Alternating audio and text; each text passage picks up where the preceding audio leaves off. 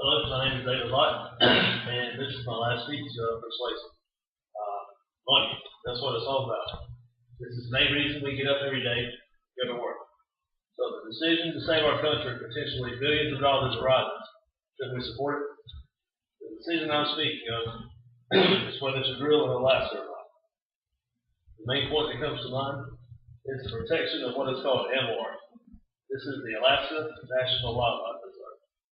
This 19 million acre wildlife reserve is home to countless species of bears, fish, birds, and many other fragile environments and ecosystems.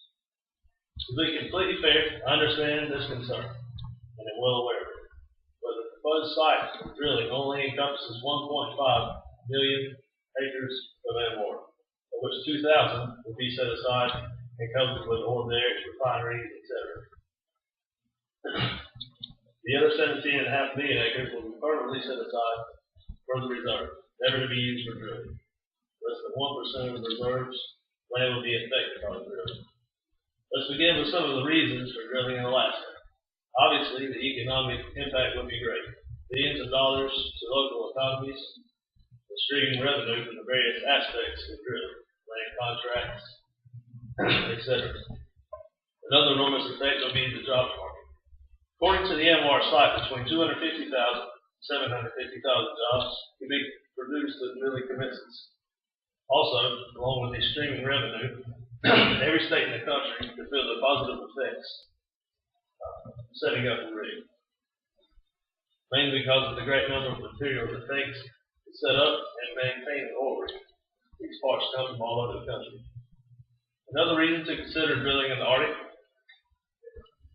is the fact that less than 50 miles away in Prudhoe Bay, Alaska, oil production has been steadily on the decline for years. The oil from Prudhoe Bay supplies California and all of the western states. The population in the U.S. is increasing, and the demand for oil increasing. When the oil fields reduce production, this can only mean hard times for these states. If no new oil fields are tapped for usage, these fields will be shut down. That means in the long run that we would be more heavily dependent on foreign oil.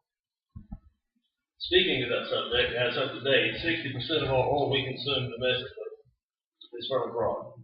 Countries in the Middle East, Venezuela, are a few places we buy oil from, but the Gulf of Mexico and Texas being our strongest suppliers of Mexico. This huge foreign dependence on oil translates to about $400 billion annually. Think of what that money can be used for here. Obviously, drilling in Alaska will not totally make that number zero, but it will have a huge effect. 100 million barrels daily is the projected number for drilling is approved. 400,000 is the current production at Prudhoe Bay. The advance of technology is another great tool we can use to support drilling for oil in the region. In 1970, with the construction of Prudhoe Bay, it was a huge monstrosity. The proposed site for the Alaska field will be about 60% more effective and efficient at oil production. And to speak to the looming issue of an environmental disaster, there is no foolproof way to guarantee an oil spill will not happen. But with the great advances in technology and the need to remove our country from dependence on foreign oil, this is a necessary step we must take. Finally, last but definitely not least, is the effect that this oil field will have on wildlife. This is my major concern, considering there is no argument that the only way to avoid an environmental disaster is to not build an oil field. As it stands now, the only example we have in the region is Prudhoe Bay. Species of animals there have thrived while providing a great natural resource for the west coast of America.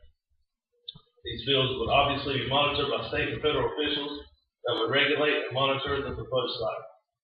With Prudhoe Bay being in production for 30 years, it has shown animals who have quadrupled in the area. Also, the Alaskan people greatly support this issue. With an overwhelming 70% of the population not opposed to drilling in the area, there is a much resistance. I too value the habitats and homes of our wildlife and want to preserve them without harm. This is a necessary risk that we must take to ensure the longevity of our nation's success. Thank you.